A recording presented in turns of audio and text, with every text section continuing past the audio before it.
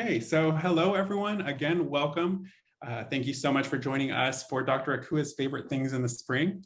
My name is David Ramos. I work in digital communications for both Whole Cities and Whole Kids Foundation. We're so excited to have Dr. Akua Woolbright with us today, Whole Cities Nutrition Program Director. She will share some of her favorite things for the spring and easy ways to swap those out for cooking. As a reminder, if you haven't done so yet, just make sure to put your name and your where you're joining us from in the chat box, and register for our team member virtual events if you haven't done so yet. I will put that link in the chat box for you. But before I pass it over to Dr. Akua, make sure you introduce yourself in the chat box one last time. We want to make sure that you get represented in that chat box, and I will go ahead and pass it over. Thank you so much. Hello, everyone. Thank you, David. Thank you. I appreciate that. And I'm so happy that you guys are joining this talk today. This is going to be pretty straightforward, but hopefully inspirational. For those of you who are familiar with me, you know that I was a part of the Whole Foods Market healthy eating team many years ago. I came to Whole Foods Market in 2009, and our mantra at that time, and it's still my mantra, is whole foods, plant-based. Whole foods, plant-based. I just ask you to remember that mantra and to recite it over and over again anytime you're making a food choice, by eating foods that are whole and real, straight from the earth, the way your great-great-great-great-great-grandmother would have found in her natural environment.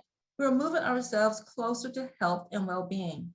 And that by eating mainly plants, not necessarily being vegan or vegetarian, but by filling up on colorful produce, you're able to really start to heal, feed, and nourish your organs and cells. And so I always begin with that so that we have the same foundation when we're approaching healthy eating. And that mantra of whole foods, plant-based, with lots and lots of color, really is the starting place, no matter which dietary path you follow or health concern you may be trying to address. So let that be the first maybe homework assignment that we have from today's talk. So the next time you're going to a restaurant or you're making your grocery list, see how many whole, real foods from the earth you can add to your diet. Now, I want to get into this discussion today about my favorite things. And I want to begin by telling you a story because this concept did not arise out of a purely creative process. It was actually in response to some annoyances. So I live here in Detroit, and this is where we have our main healthy eating program. We have Let's Talk Food, Nutrition and Culinary Education Center. And as a result, I have become pretty recognizable among Detroiters. And when we first moved to Detroit with this program, before there was a Whole Cities Foundation in 2012, and there was a lot of media hype around Whole Foods Markets coming to Detroit, people really recognized me everywhere I went. And as a result, I got a lot of interesting interactions. I'll tell you a couple. One day, my son was performing at the DSO with the youth orchestra, and they're announcing his group to come out next. I have my phone out. I am ready to take pictures and video, and someone is sitting behind me, tapping me hard on my back. Dr. Akua, I have a nutrition question. And I'm trying to shush them so I could record my son, but no, they were persistent. They needed to ask me a question.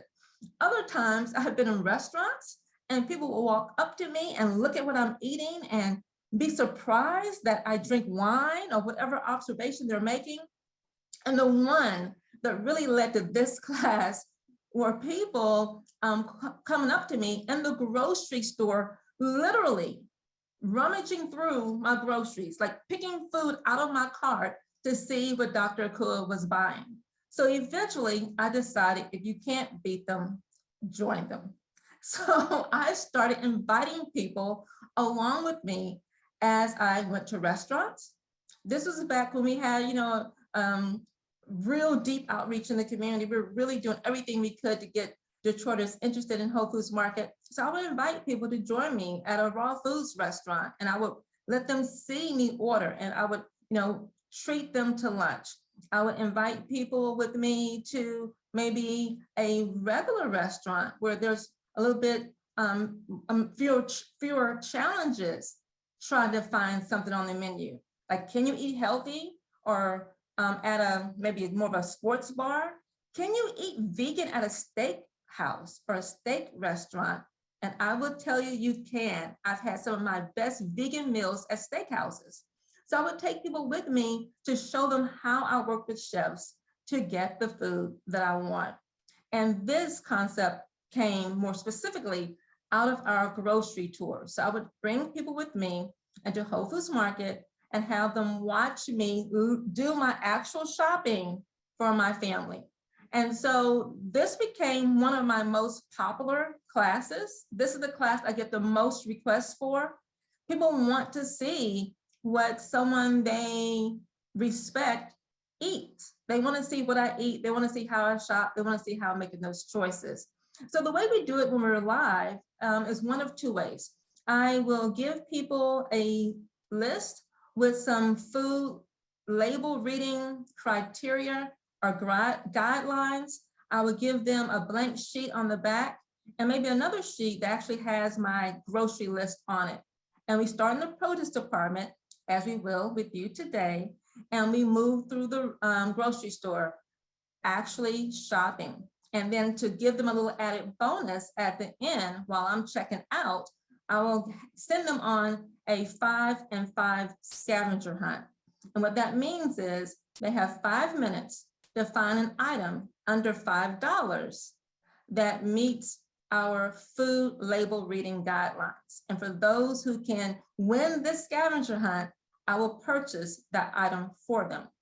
So it's a lot of fun for me, and people really get to see for themselves how you can bring these lessons into practice. It's one thing for me to be at a PowerPoint doing these lectures, but to get people involved and engaged is always fun. I think it's inspiring for them, and the lessons go a little bit deeper and last longer.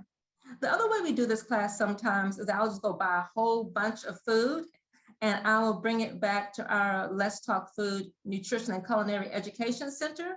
And I'll just put the food out on several long tables and I'll do the tour that way. And again, when we're done, I'll pack all the food up and I'll give it to people to take home with them. So it's just a lot of fun for me. And today, what you're gonna hear is just the first part of what that tour would look like. And this is when I'm spending time with people in the produce department. I think it's a perfect time to do that as we prepare for spring and in Detroit, warmer weather. So there's, so many inspiring things in produce. And so I hope that you will start thinking creatively about how you may mix and match your produce differently so you're getting more bang for your buck. So I'll let that all sink in, settle in. Remember, Whole Foods plant-based, Whole Foods plant-based with lots and lots of color. And that's easy to do in the produce department. So one of my favorite things, I eat this pretty much every day, are my fruit bowls. And you can just get very creative about what that looks like. A simple fruit bowl for me is just apple slices, blueberries, and walnuts. If I want to make it a little bit jazzier, I may do apple cubes instead. I may cut the apples into little squares, and then I'll still add the blueberries and walnuts, but I will go a little bit further and add some dark chocolate nibs or pieces, and maybe some unsweetened coconut. I love that one. When I'm working and I'm at my computer, I'm gonna be on my laptop all day, and I don't really wanna take a lot of breaks to go get more food, that's something I can just kind of snack on. It's soothing to me, and it also really satisfies my sweet tooth. Oftentimes people will ask me what they can do if they have a very strong sweet tooth, and I will say the fruit and nuts kind of kills the sweet craving for me. And I know it doesn't really sound intuitive, like how will nuts get rid of my sweet craving. But for me, it really does work. And I've worked with other people using that as a solution, and they have found it helpful as well. So think about using your fruit and your nuts for that sweet craving. And if you want to get a little bit more sweet in, you can add your unsweetened coconut flakes and your dark chocolate. The final thing that I like to do with my fruit bowls, and this is something that I'm doing right now, like I'm on this every day, is a bowl of just pomegranate seeds, blueberries, and walnuts. And think about the benefit you're getting from those dark red and dark purple foods. We know those are brain foods. If you want to like have a sharper memory or cognitive ability, these purple, blue, black, dark red foods are great for that. You can use these foods as part of your dementia or Alzheimer's protection. If you look at the work by Dr. Amin, he uses these foods for his Alzheimer's patients. The same with Dr. Dave Bredesen. If you really are looking for an Alzheimer's protocol for maybe a loved one, look at the work by Dr. Bredesen. He has the Bredesen protocol. And these dark purple, blue, black, dark red foods are part of that protocol. So those are some examples of my fruit bowl, but yours can look however you like. So start giving some thought about the kinds of fruit you may add to your bowl. I saw a few people join on from Hawaii. Oh my goodness, you guys have so many options. You can just play with all the foods you have available to you and make it really personal and unique for your environment and circumstances. Someone wants to know how to spell Dr. Bredesen's name. It's Bredesen,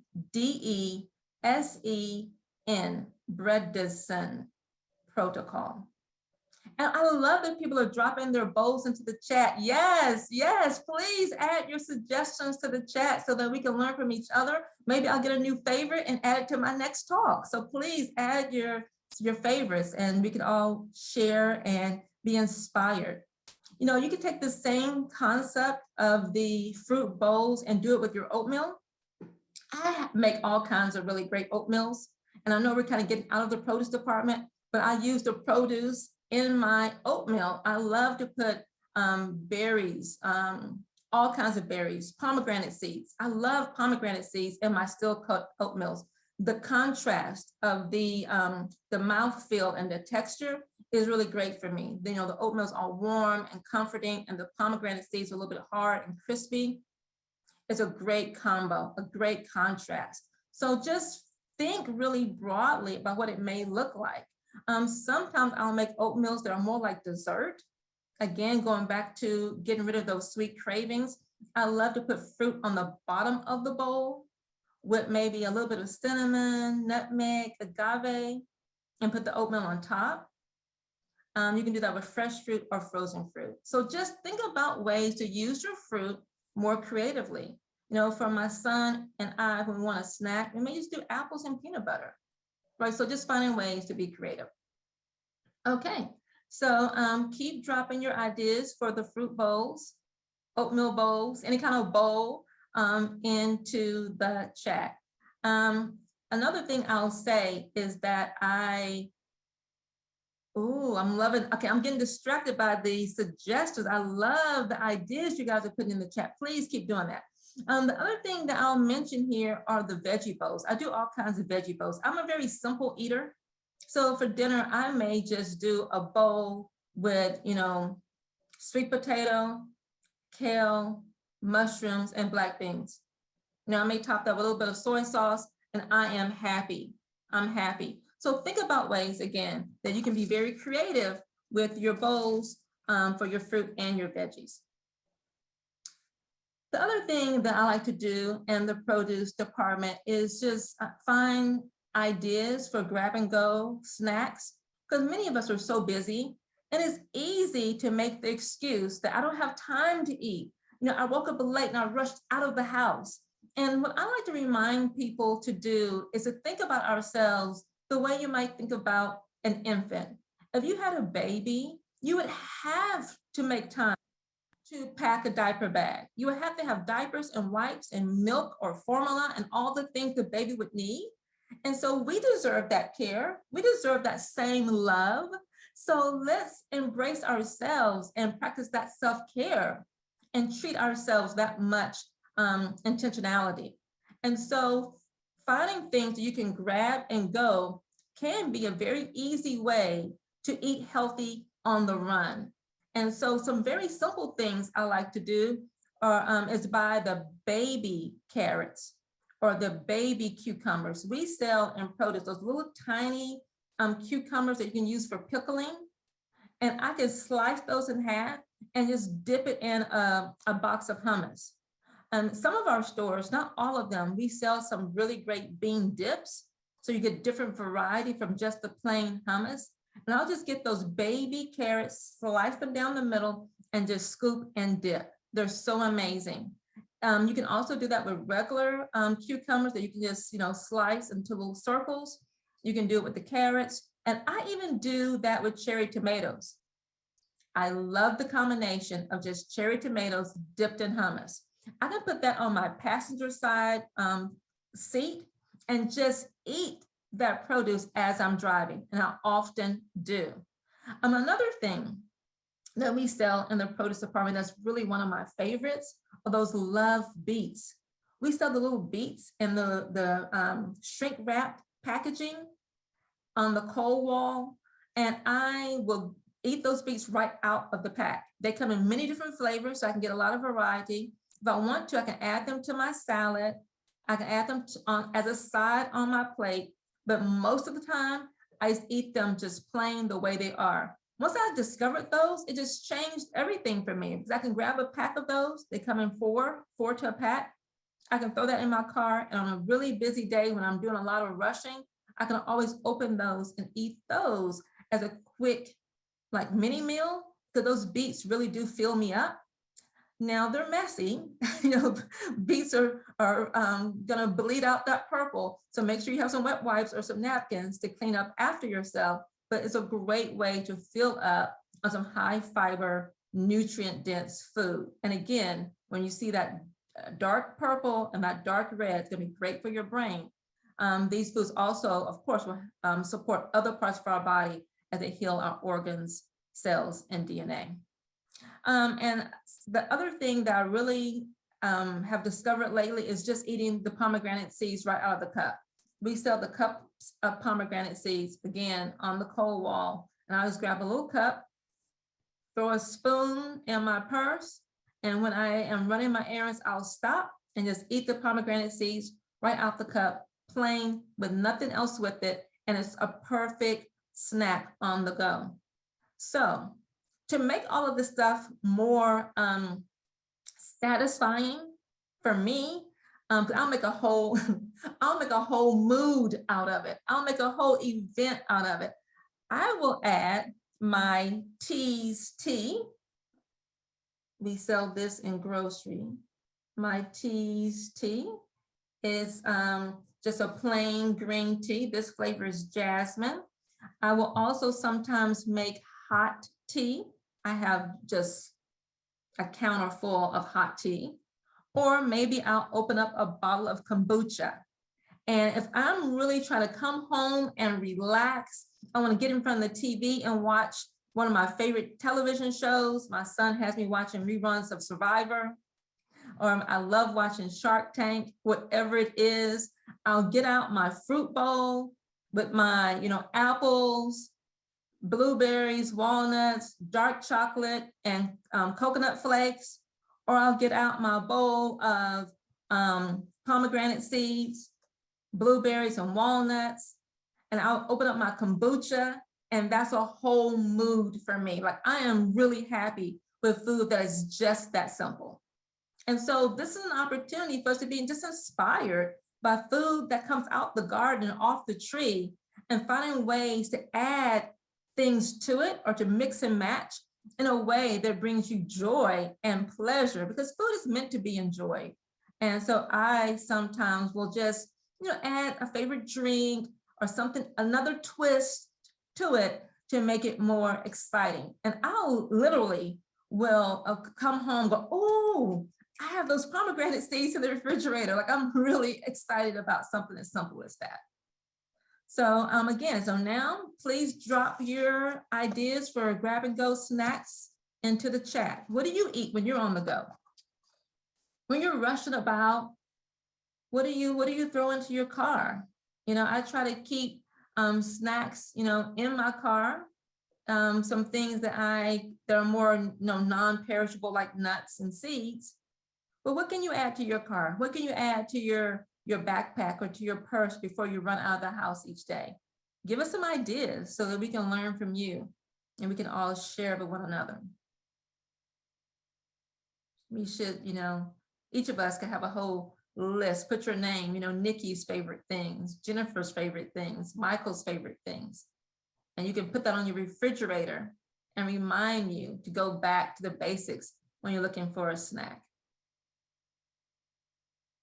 So the next thing I want to share with you, and this is going to be the last thing as we start to open up for you guys to share and to ask your questions, is, you know, finding ways to replace some of the carbohydrates, especially the simple carbs, those carbs that you find in crackers, a lot of our breads, and our wraps, our tortilla wraps, finding ways to really replace those with produce. Because as we think about eating a diet that is whole food, plant-based, with lots and lots of color, the goal in doing that is to really drive down some of the things you don't want, like excess sugar, salt, simple carbohydrates, maybe gluten for some, you know, fat, calories, and to really increase the things that you do want. More vitamins, minerals, antioxidants, and phytonutrients. Those are micronutrients that we know have the power to literally heal our systems, organs, cells, and DNA. If you're looking to make your food medicine, the place to do it really is in the color of all of the bounty of produce that we have available to us, because each color corresponds to a different set of nutrients. I teach classes just on eating colors. I teach classes just on the rainbow. So people know that when they eat orange, yellow, red foods, they're healing their cardiovascular system and their reproductive system. So that women know when they eat white produce, like parsnips, cauliflower, mushrooms, onions, and garlic, they're protecting their breast and their cervix. Those women who eat these white foods several times a week are less likely to have breast or cervical cancer, right? So eating these colorful varieties of produce is literally medicine. It's literally medicine. So that old adage that an apple a day can keep the doctor away really is true. So just think about the power in every bite of produce that you consume. So one of our goals may be to reduce our consumption of gluten, and especially those simple carbohydrates. And what I mean by simple carbohydrates is those carbs that has the fiber, they've had the fiber removed. So it's like your white rice opposed to your brown rice. Brown rice would be a complex carbohydrate, is in its natural form. White rice has had the husk with all the fiber and the nutrients removed.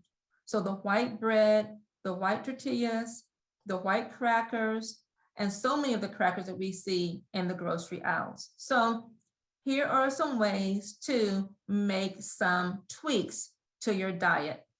So to find a way to replace your crackers, you may want to just use sliced cucumbers, right? I've had people who go through some of my classes really love tuna, and they want their tuna on bread, or they want their tuna on crackers. I have some people who love eating mackerels or sardines out of the can, or anything you would put on a cracker could then be placed on top of a sliced cucumber instead.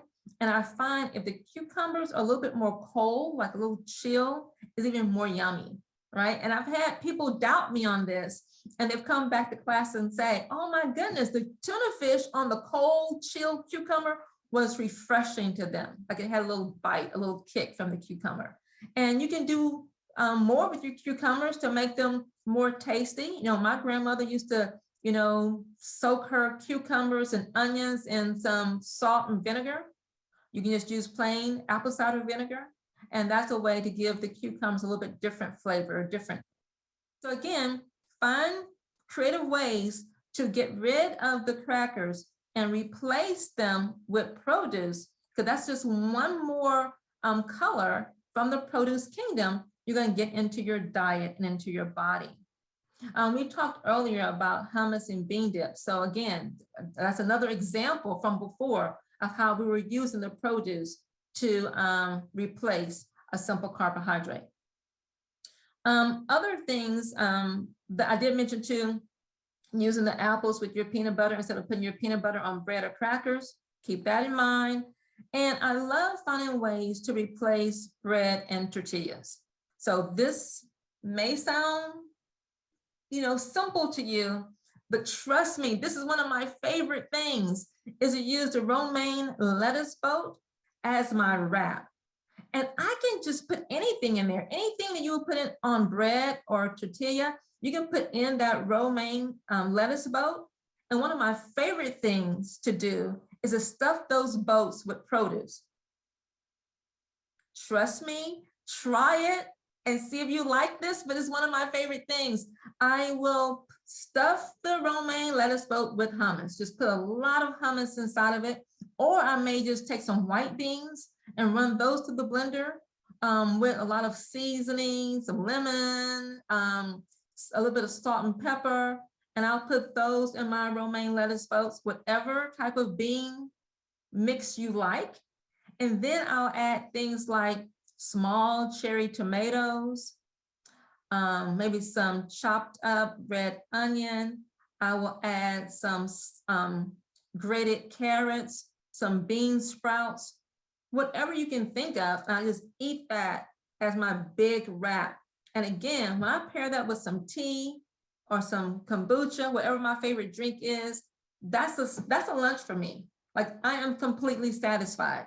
And so it's just one way to pull back on the bread a bit and to still eat like a wrap or a sandwich. The other thing that we do in my class a lot is that we use sweet potatoes or plain white potatoes. And you can take the potatoes, you bake them, and then you can stuff it with whatever you like. And so this is a very easy way to have meals done quickly, because you can bake several potatoes at one time and maybe cook up a pot of black beans or pinto beans. You can saute some kale. If you want to, you can add garlic, chopped garlic to your kale, or you can add mushrooms to your kale, whatever it is that you like. If you want to get more sophisticated, you can make some cilantro avocado dressing to kind of drizzle over the top of your sweet potato. Or if you want to make it more simple, you can use salsa, just plain Mexican style salsa. And you can put all of that inside your potato. So in my home, my son, for some reason, hates sweet potato. He doesn't like anything that's sweet and starchy, like bananas or sweet potato. So he will do his in a plain white baked potato, and I'll do mine inside of a sweet potato. So for his, it'll be a baked potato, black beans, kale, and salsa on top. That's it. He's happy. For mine, I want sweet potato with pinto beans, kale and mushrooms, and cilantro avocado dressing on top. So he goes more Southwest, and I just want my cilantro avocado and a whole bunch of stuff going on with mine. So you see how it can be as simple or as involved as you like it, but adding your potato instead of the bread is a great way to boost your consumption of whole, real produce and get more color and more nutrients into your diet. I will say something quickly about potatoes. Some people are, kind of turned off by white potato, so they think that sweet potatoes are more micronutrient dense. And that's true, but not true. Sweet potatoes contain more of certain nutrients, like higher amounts of certain nutrients, like beta carotene. But white potatoes contain a wider variety of nutrients. So let me say that again. Sweet potatoes contain more of certain nutrients, carotene, but white potatoes may contain a wider variety of nutrients at lower levels. So it's like, the old saying, six in one hand, half a dozen in the other. I'm not so afraid of white potatoes. I would say if you love them, eat them. It's going to be better than eating, bread and crackers. So that's how I think about it. What are you replacing with the white potato? It may be a good swap, as long as you're not stuffing it or like butter, cheese, and sour cream or frying them. It's all about what you do with the potato. So those are some ways that you can get the carbs out and more produce in. And finally, I want to say something about salads. We all know that we love, salads are great. It's a great way to get more, micronutrients in. I love a salad for breakfast. Yes, salads for breakfast, a great way to start your morning with some water and that fiber in the mornings. You can clean out your digestive system and start out with all those micronutrients first thing in the morning. That's like taking your nature's supplement, and if you add the beets and you add lots of color, you're gonna just get that rainbow in first thing every day. But oftentimes where we go wrong with our salad is all the things we add to it. We want to add, cheese, sour cream, all the heavy dressings, croutons, and oftentimes in class I'll joke, at that point, just put it in the oven and bake it, because you've made yourself a casserole. If you want to keep your salad clean, just pull back on some of that. No cheese, no, heavy dressings, no croutons, and find some dressings that are very light. And then you can do this by maybe looking at the wall where we sell our vinegars. We sell some really great flavored vinegars, and they're very strong, so a little bit goes a long way. So don't be so afraid of the price tag, because you don't use a lot. And especially if you toss your salad and get it evenly distributed. So look at those flavored vinegars, like the pear infused vinegars, the apple or the fig infused vinegars are a great way to really add flavor to your salad. Also on the produce wall by the salad greens, you can find all kinds of oil-free dressings. Whole Foods Market makes one that I love. It's the 365 brand. And my favorite is one, it's I think it's lemon, ginger, and turmeric. Oh my goodness, that dressing is so good. It is so good. It's like ginger, turmeric dressing is amazing. You can find some balsamic vinegars that are made without oil. Just look for the oil-free dressings, and you'll know that you found it because, one, you'll read the ingredient list, but also the calories will be much lower. You won't see calories per serving like 120, 180, or 240. The calories per serving will be under 80. And those are great ways to add something interesting to your salad and keeping your calories low. Finally, sometimes what I'll do for my salads, I'll just add vegetable bean chili onto my salad and just toss it in that. All the wet from the chili will be enough for my salad. If I'm being really clean, I may just do apple cider vinegar or citrus juice on top. So find your own adjustments, make your own tweaks, and enjoy playing with your food. So I'm going to end there. We're going to show you a recap of today's talk. I think Dave has a recap he's going to show, and please keep adding your suggestions in the chat. Okay, let's move through this image real quick. So let's sit here for a minute. You guys remember this? And just add your ideas to the list. Okay, keep going. So just again, think about what you're adding to this list. What are you taking away? Because you maybe don't like beets. So what would you replace the beets with? And see how many flavors you have here? Oh my goodness, so many to choose from. Okay, keep going. And this can look exactly like you want it. You know, like I said before, my son and I don't have the same taste palette. So you can make this sweet potato however you like it. Just have fun playing with it. Okay. Next slide. And here's some dressings. Some of our stores sell this isola. Isola. We have this a lot here in Michigan. I've seen it in several other regions too. But these come in so many different flavors. Those different, you know, sweet orange and wild berry, different things you can kind of, you know, mix onto your salad. And you can always make your own. Just Google, you know, ideas for oil-free, whole foods, plant-based salad dressings and make your own.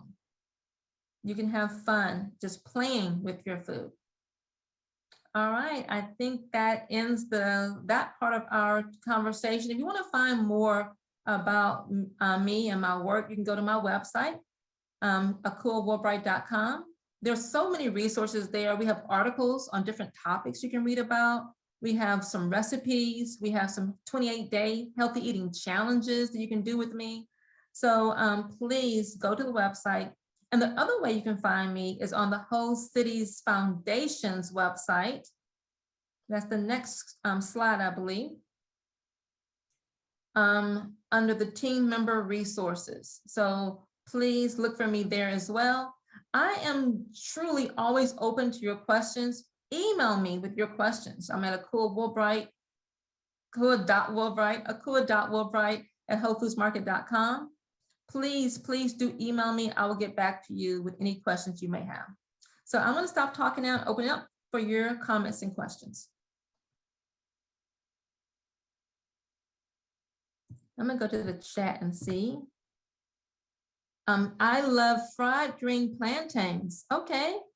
But if we are eating fried foods from time to time, can you recommend which cooking oils are healthier? I don't really recommend which cooking oils are healthier. I'm going to be really honest about that. The main thing with oils that you do want to look for is your smoke point. You don't want any oils used for cold, like your cold pressed oils like olive oil for cooking in the skillet, because you'll see that smoke will start happening on your stove. And when you see that smoke on your stove, you're creating free radicals, and those are the rogue cells in our bodies that can cause cancer potentially. So you want to reduce the free radicals. That's why we eat antioxidants. It gets rid of the oxidation process. So when it comes to our fats, fat is fat. All the fats are going to be 120 calories per tablespoon. 120 calories per tablespoon. So if you're frying in them, you're adding just lots of calories to your food. So I'm not saying don't eat the fried plantains or the fried green tomatoes. We love those indulgences from time to time, but I don't ever try to convince myself that I'm going to make it healthier. It's just an indulgence. It's something I may eat because I like it or I want it. But to me, oil is oil when it comes to calories. Now, are there some oils that are better than others when it comes to inflammation? Yeah, perhaps your avocado oil, maybe your olive oil, but you don't want to fry an olive oil. You don't want to fry an olive oil. You may fry an avocado oil because it has a higher smoke point. But you may have some oils that are healthier for your brain or your nervous system. But even those, I'm asking us not to pour onto our food, not to fry in those foods. You're eating it very minimally. You don't need much to meet your healthy fat requirement. Fat is something we eat very minimally. So I would avoid fried food altogether unless I'm just doing it as a celebration. Okay, so let me go back to Q&A. How do you feel about using air fryers? Okay, yeah, that's better because very good because you're using less oil. Air frying is definitely a good option. I'm glad that someone mentioned that. And I don't think we know enough yet about if they're disrupting the nutritional value of food. I would say that for now, for what we know, it's a great solution and alternative. Okay, are there any, does anyone else have a question? David or Nikki, do you see any questions in the chat? Not in the chat, but there are some questions that we have gotten that are pretty, that can relate to the topics we covered. I did see one in the chat. Any preference, maple syrup versus local honey? Again, so these are some of the things I get into in some of my other classes. I think we want to find these substitutions. And so I treat added sweetener like added sweetener. So I treat honey, agave, maple syrup, all the sweeteners pretty much the same, unless we get into high fructose corn syrup. We know that's horrible, right? But for all the natural sweeteners, I treat them pretty much the same. They're going to really have an impact on your blood sugar. And we want to just minimize our consumption of added sweets, any added sweetener. Now, if you want to do local honey for allergies, for your response to pollen, it could be really great. Honey as a medicinal can be amazing. People are making all kinds of tinctures and remedies using local honey, but to me, that's different. And so if you're using it with a doctor or on your own as a medicinal, that's one thing. But if you're talking about just sweetening your tea or just sweetening your oatmeal, I would say with all sweeteners, use them minimally. And I hope that makes sense. I hope that distinction makes sense. I'll give you another example. It's kind of like how I use fruit juice. I often tell people to eat your fruit, don't drink it, because when you take the fiber out of the fruit and you just drink it, you're going to spike your blood sugar. However, I will use certain fruit juices as a medicinal for people when I'm trying to pull the inflammation out of their joints. I may take them off meat for 7 days, and I may have them drink dark cherry juice, pineapple juice, 100% cranberry juice to kind of clean out the joints and to help with that inflammation. So some things I may not do on a daily basis is what I'm trying to communicate, but I may use it medicinally. So I hope that gives you some distinction. Dave, what was the other question? We have a few that came in from the chat. So the next question is, are there any good cookbooks you suggest for general cooking? Okay, so I would say there's some websites I really like. You can try the Forks Over Knives website, Forks Over Knives. And the one that I really, really love is Feasting at Home.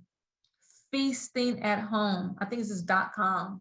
And so you can find all types of inspiration and just have fun trying different recipes. The other thing I have people do is when they maybe don't like to cook or they are new to cooking, I will have them think about their favorite food or something they want to prepare. And when you do a Google search, add in words like easy, simple, quick.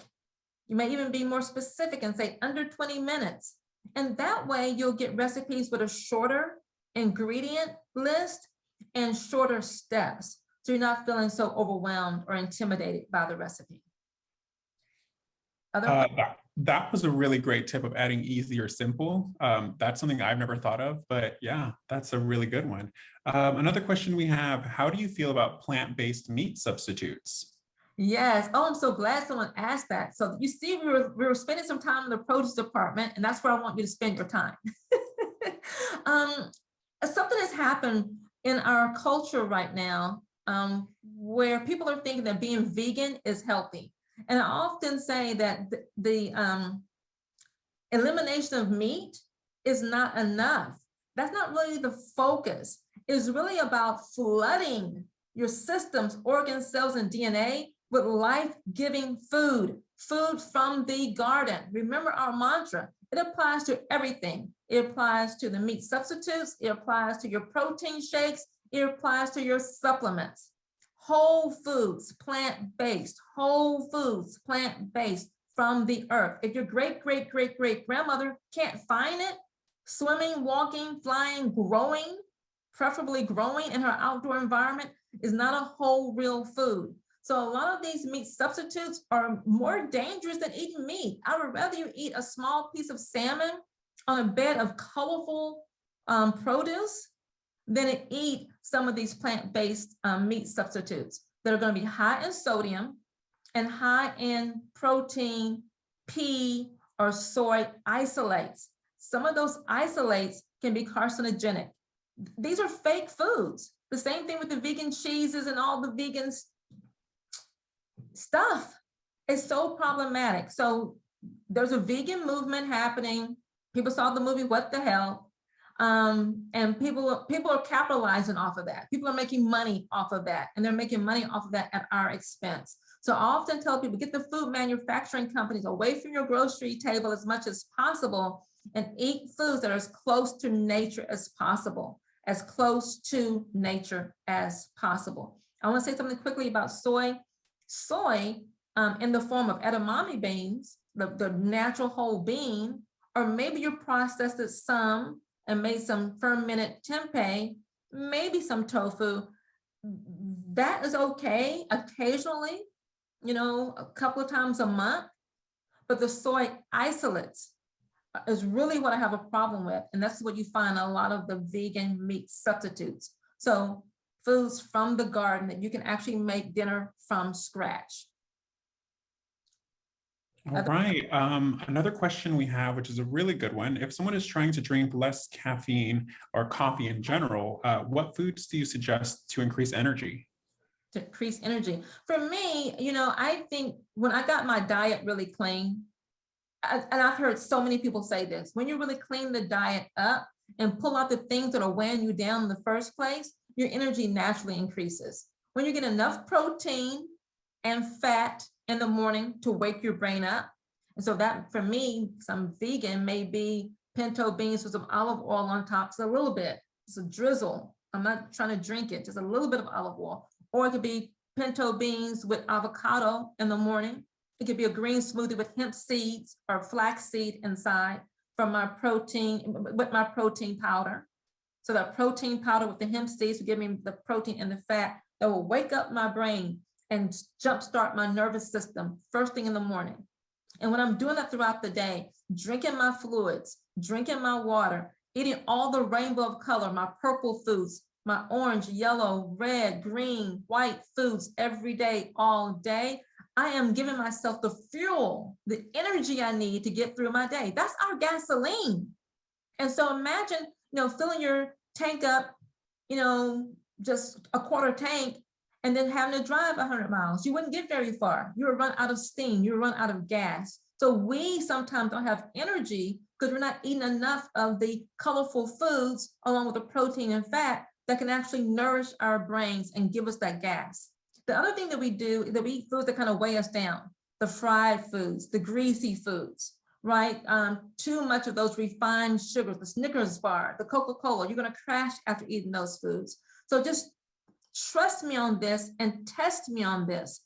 Clean the diet up by getting rid of the excess added sugar, the fried foods, the salty foods, and then replace it with this life-giving food from the earth. We're taking the cells from the plant with their life and we're putting it into our cells. That's gonna feed us and fuel us. And I will tell you, if you do this consistently for about 2 or 3 weeks, you will see a change in your energy levels. So give it a try and see how you feel. So now at the real quick, David, I have other tips for that too. If anyone wants to email me, I have supplements that I use, other things that I use to help me with my energy, so I can answer that question maybe more elaborately via email. Let's see. So on the other end of energy and the day, we have a question. What teas do you recommend to drink at nighttime? Oh, for sleep. Okay. And so, of course, we're going to go to our chamomile. You want something that's going to be a non-stimulant. So if you want something that's going to be more stimulating, in the morning, maybe your green tea, your peppermint tea.